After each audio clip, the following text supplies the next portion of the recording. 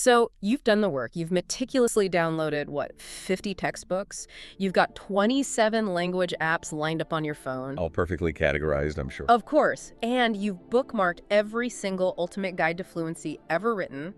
And yet, if we're being honest, you're still stuck. And that's the trap, isn't it? You get so busy planning, optimizing, organizing, that you never actually get to the crucial part, the speaking, the high-level communication. And that's where all that potential, especially for an advanced learner, just collapses. It's such a sophisticated problem, and it's really unique to highly capable learners. We call it the advanced learner's curse. Analysis paralysis. Exactly. It's that meticulous intellectual overplanning that just completely halts any real actionable output. It becomes an intellectual bottleneck. A bottleneck where the sheer weight of all your knowledge, all the resources, and that desire for perfection, it just stops you from doing anything at all. Yeah. And if you're feeling this, you know the frustration. You're trading weeks of potential speaking practice for just a few hours of really unnecessary research. Our mission today is clear. It is. We are going to break down the 3 sophisticated strategies you need to bypass this psychological barrier and move directly into high-leverage communication. And the psychology behind this is what's so fascinating. Yeah. You see, unlike a beginner who's, limited by vocabulary, advanced learners are often very conscientious. They're perfectionists. Right. They know enough to see just how complex native English really is. Yes. The subtle idioms, the shifts in register, the cultural implications of one word choice over another, and all this new knowledge, it actually becomes a psychological snare. So they feel this huge pressure to sound flawless, to be indistinguishable from a native speaker. And they retreat. They go back to the comfort zone, which is planning, organizing, and just passively consuming content. And I think it's important to say this isn't about laziness. It's an intellectual block that's actually rooted in their success. That's a great way to put it. They're trying to find that one single optimal path.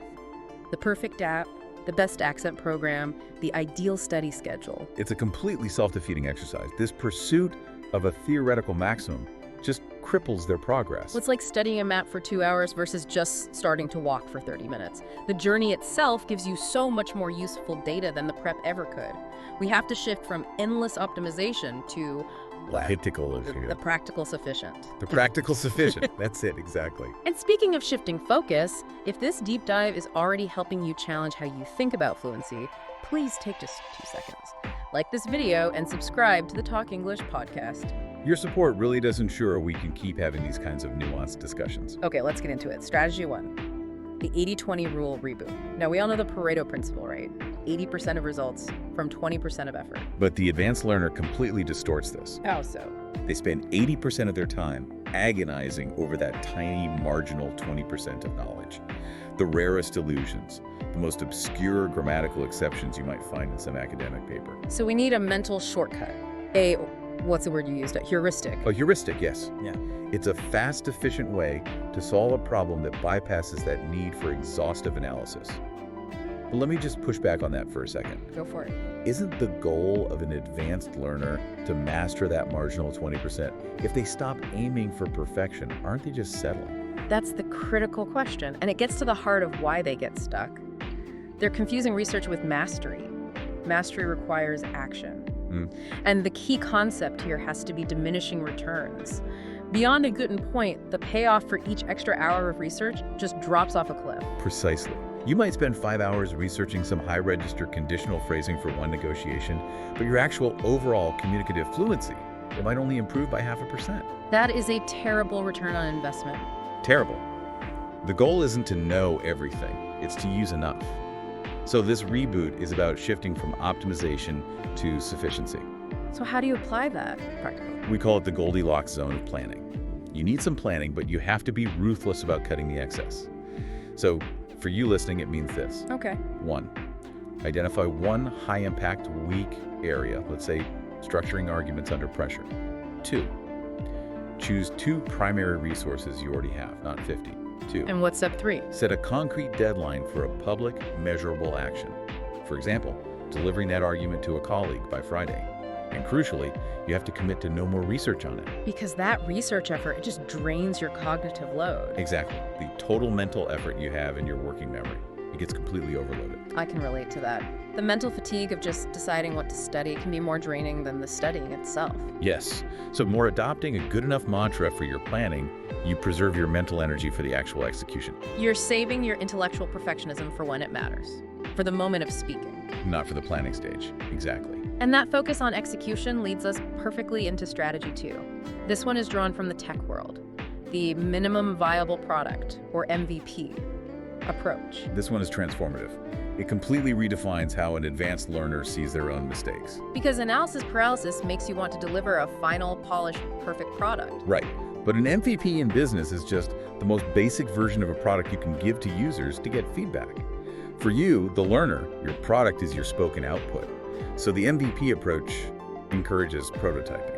So instead of waiting until you feel ready to use some complex term, you just deliver the minimum viable version now. You accept it's going to have flaws. And you use that real-world interaction as fuel. Your first 5-minute critical analysis. Your first attempt at nuanced humor. These are all prototypes. They're meant to be imperfect. The goal is rapid incremental progress. Small, continuous improvements through, what's the term? Iteration. It's about iteration, not one huge, terrifying leap. Can you walk us through what that cycle looks like? Sure. So instead of spending months just listening and transcribing, the cycle is this. 1, engage in a short, say, 5-minute output session and record it. That's your prototype. Okay, got it. 2, listen back, but, and this is key, you identify only one specific point of failure. Maybe you struggled with reported speech. That's your feedback. Just one, not the 10 other things I did wrong. Just one. Then step 3 is iteration. You practice fixing only that one thing in isolation. And finally, you record your next 5 minutes, your new MVP. I love that, because it reframes errors. The advanced learner is so afraid of embarrassment, but this model turns errors into essential data points. Not personal flaws. You're not failing, you're just prototyping a better version of yourself. Exactly. It builds a growth mindset. Now, if you're struggling with that emotional side of it, the resilience you need to face that constant iteration, I really recommend our companion piece. It's called Mindset Habits That Make You Undeniably Resilient. That's a great recommendation. And before we move on, let's ask our audience a question. And we want specifics here. Okay. What is one area of your English studies where you feel you've been over-optimizing, spending way too much time planning and 0 time acting? Drop your detailed answer in the comments below. We really do use that feedback for future deep dives.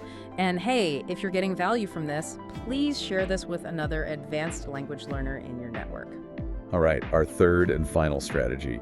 This one is a bit more philosophical, but its practical power is, I think, profound. It's about embracing the Wabi-Sabi mindset. Wabi-Sabi. That's the Japanese aesthetic. It is. It's centered on accepting transience and imperfection, finding beauty in things that are incomplete or flawed. Okay, that's fascinating. But analysis paralysis comes from a fear of being seen as broken or unprofessional. So how does accepting imperfection actually help in, say, a high-stakes business meeting? Because it's about reframing your objective. You shift from perfection, which honestly often sounds unnatural and rehearsed, to authenticity. Think about it. Native speech, even from highly educated speakers, is full of productive pauses, filler words, self-corrections. They're not flaws. They're signs that the brain is working at a really high level. They are authentic signals of a brain working hard in real time. The Wabi-Sabi mindset helps you see the beauty in those visible cracks. It's the difference between a panic pause where you freeze and a productive pause where you're actively choosing the right complex word. I like the analogy. Your English is a sketch, not a portrait. A sketch is dynamic, it shows the work in progress, it has energy. Yes. The learner stuck in analysis paralysis is waiting to unveil a finished portrait, a destination that just doesn't exist in a living language. It doesn't. And this acceptance is what unlocks fluid, spontaneous conversation. It builds true resilience. And you're defining resilience here as what, exactly? As the speed and ease of your recovery from mistakes. If you see mistakes as just part of the unique aesthetic of your communication style, your Wabi-Sabi fluency, you move past them instantly. The paralysis disappears. So this is really the highest level of fluency then. It's not about vocabulary count, it's about emotional intelligence. It's the ability to keep going even when you know it's not perfect. It's a high-level cognitive hurdle, not a vocabulary deficiency. You're consciously overriding that impulse to overanalyze every single word. Wow. That was an incredibly strategic discussion. Let's try to synthesize these ideas and recap the approaches we've covered. Okay. We covered 3 powerful strategies. First, the 80-20 reboot. That's about shifting from optimization to sufficiency by using heuristics. Right, and acknowledging diminishing returns on all that research to preserve your cognitive load. Exactly. Second was the MVP approach. That's where you redefine failure through rapid prototyping of your speech. And you use swift, continuous iteration to drive real, practical progress, not theoretical progress. And finally, strategy 3, embracing the Wabi-Sabi mindset. You replace the impossible goal of perfection with the achievable goal of authenticity. And in doing that, you cultivate deep resilience by accepting imperfection as a natural, even beautiful part of how you communicate. That's a perfect summary. Okay, so 2 concrete action steps for everyone listening. First, for the next 48 hours, commit to that good enough principle.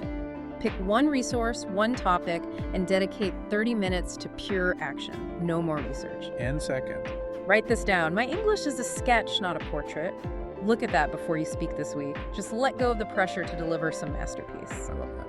And one last time, if you enjoyed this advanced discussion, please comment below with your thoughts on that Wabi-Sabi principle.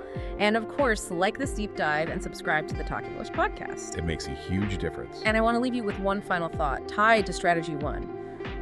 What specific heuristic, what rapid mental rule will you adopt this week to immediately bypass analysis paralysis when you sit down to study? Let us know in the comments. And for those who want to go deeper on high-leverage learning habits, make sure you watch our companion episode. It's called English Podcast. The secret to focus is strategic procrastination. Thank you so much for joining us. Until next time, stop planning and start communicating. Take care, everyone.